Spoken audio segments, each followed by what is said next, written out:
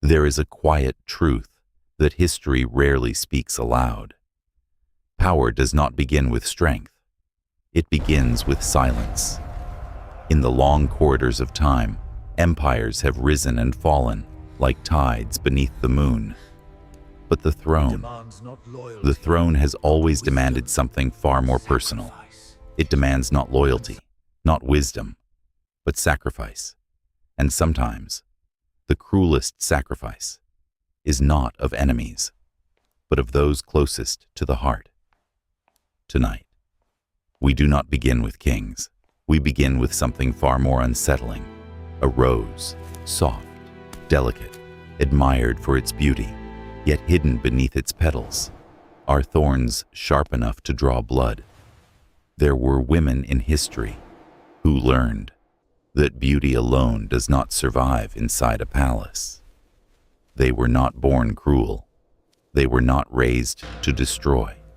But the moment they stepped into the shadow of power, they understood something most never will.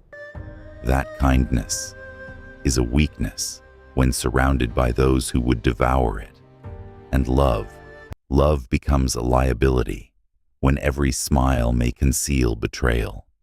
Far in the east, during the height of the Tang dynasty, behind walls of rammed earth and timber halls, lit only by flickering oil lamps, a young woman stood quietly, watching, learning, waiting. Her name would one day echo across centuries, but in this moment, she was nothing. Just another presence in a court filled with whispers, where every glance carried meaning, and every silence carried danger. She observed the empress. She observed the concubines. She observed how laughter could turn into accusation, how affection could become exile, or worse. And slowly, something within her began to change. Not madness, not ambition, but understanding, a realization that in this world, survival does not belong to the gentle. It belongs to those who are willing to become something else. And somewhere deep within her, beneath the calm expression, beneath the respectful bow, a decision began to take shape. One that would demand everything, including her own humanity. There is a moment in every life when something irreversible begins. It does not arrive with thunder, nor with the clash of swords. It arrives quietly, almost gently, like a thought that refuses to leave. For her, that moment did not come in victory. It came in fear. In the inner chambers of the palace, far from the ceremonies and rituals, where laughter was rehearsed and loyalty was often a performance, she began to notice the patterns. A concubine who smiled one day, gone the next. A servant who spoke too much, never seen again, and no one asked why. Because in that place, questions were more dangerous than silence. She learned to lower her gaze, to speak less, to feel even less. But inside, her mind did not rest. It watched, it measured, it remembered, and she began to understand something that no one had ever taught her. That survival inside these walls was not given, it was taken, and those who hesitated were not spared. They simply disappeared. There were nights when she could not sleep, not because of noise, but because of silence. The kind of silence that presses against your chest and makes you wonder if you are next. She would sit alone, the oil lamp flickering beside her, watching the flame tremble, as if it too feared the dark. And in those quiet hours, something within her began to shift, not suddenly, not violently, but slowly, like stone replacing flesh. She did not yet act, but the question had already formed, a question that would follow her into every decision, every relationship, every moment of hesitation. If it comes down to survival, who must I be willing to lose? There are choices that do not feel like choices at all. They do not come with freedom, only with consequences. And sometimes, the moment arrives when survival demands something unthinkable. By now, she had learned the rules of the palace, not the written ones, but the silent ones, the ones no one dares to speak, but everyone obeys. That power must be secured before it is taken away. And then came the moment she could no longer delay. A child, small, fragile, breathing softly in the quiet chamber. The world outside was already moving against her. The Empress, watching, waiting, and she understood, with a clarity that left no room for doubt, that if she did nothing, everything would be taken from her. Not just her position, but her future, her name, her existence. That night, the oil lamp burned lower than usual. The room felt smaller, the air heavier. She stood there, looking at the child, not as a mother, but as someone who had run out of time. Her hand did not tremble, not because she felt nothing, but because she had already crossed the line in her mind, long before this moment. And in that silence, there was no scream, no struggle, only a decision that would echo for the rest of her life. When it was over, she did not collapse. She did not cry. She simply stepped back, and in that moment, something within her disappeared. Not her fear, not her thoughts, but something far more human. And from that night forward, she would never again be the same. Mourning in the palace does not begin with peace. It begins with rumors. That day, the air felt different, not louder, but sharper. Servants moved quickly, but spoke less. Doors opened, then closed, as if the walls themselves were listening. And at the center of it all, she remained, perfectly still. The chamber was no longer silent. Voices gathered, concern, confusion, fear. But her face revealed nothing. When they looked at her, they did not see guilt. They saw grief, carefully measured, perfectly controlled. She did not speak immediately. She waited, because in that world, timing was everything. And then, quietly, she gave them a direction, not an accusation, just a suggestion, a possibility, placed gently into the minds of others. The Empress, a name powerful enough to carry suspicion on its own. She did not raise her voice. She did not demand justice. She only allowed others to arrive at the conclusion she had already chosen.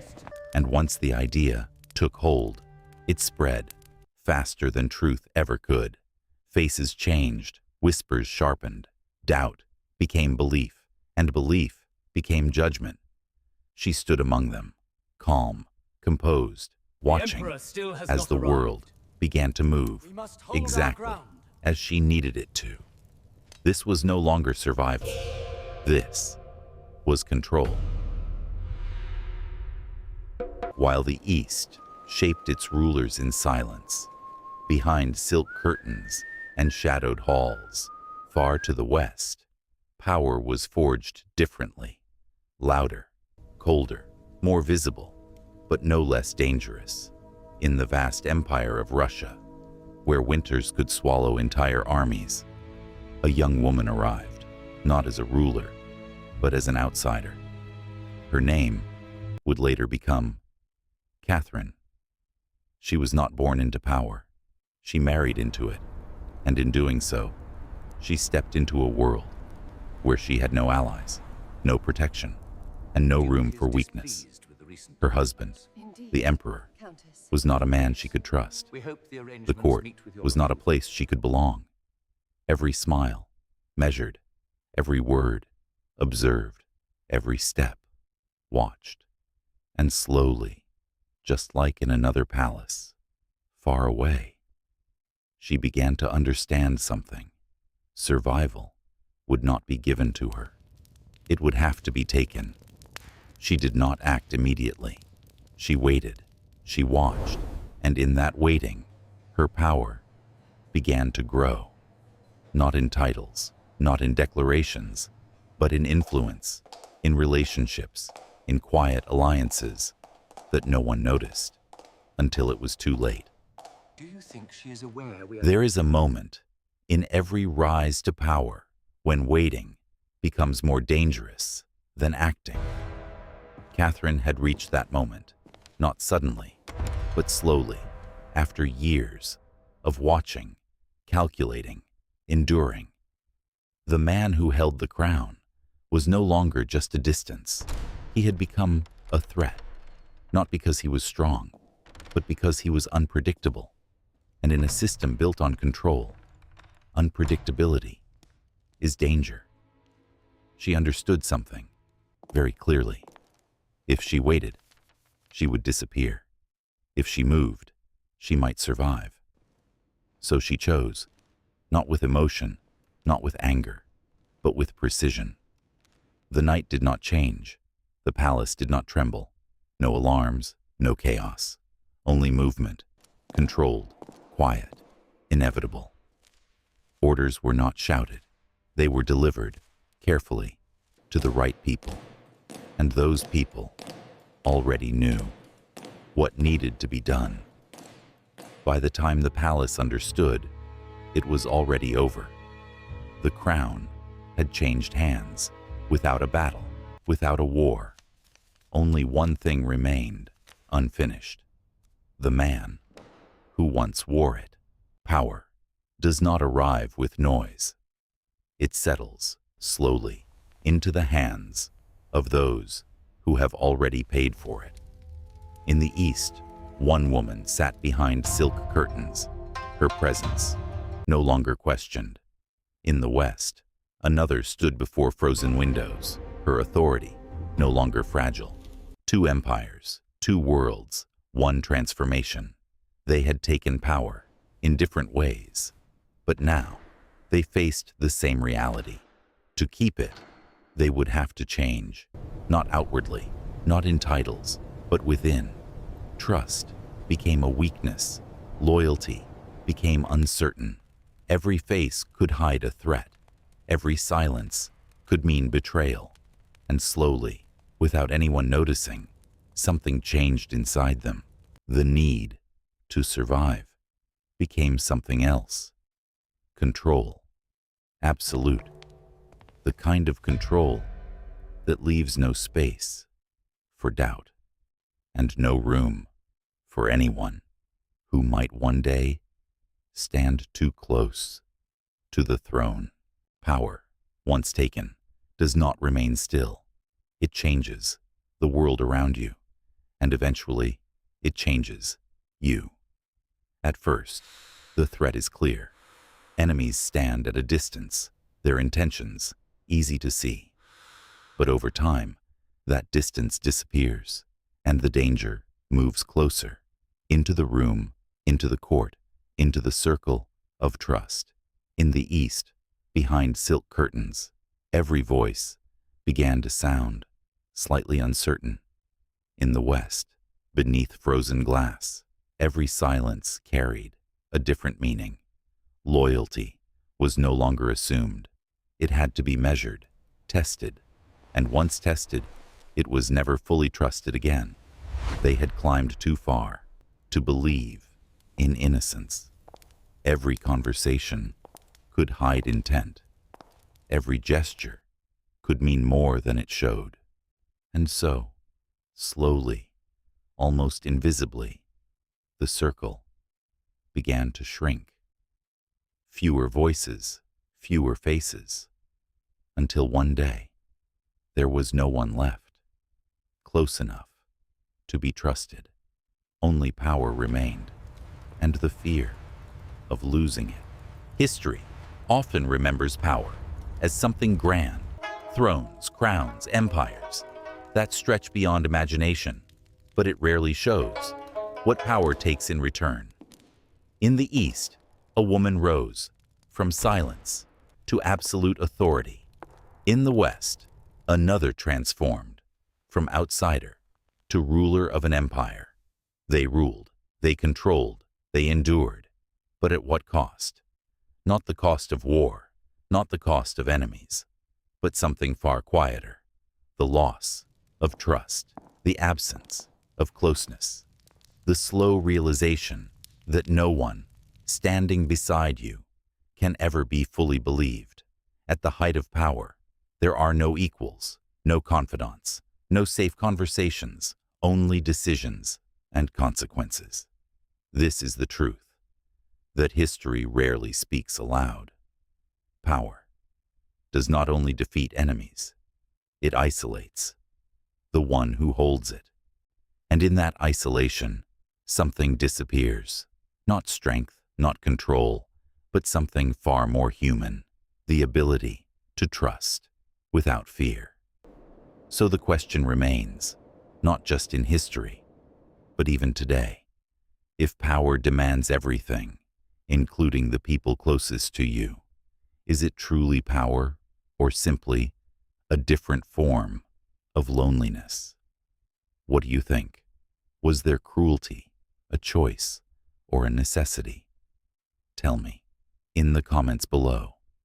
And if you found this story meaningful, consider subscribing for more journeys into the shadows of history.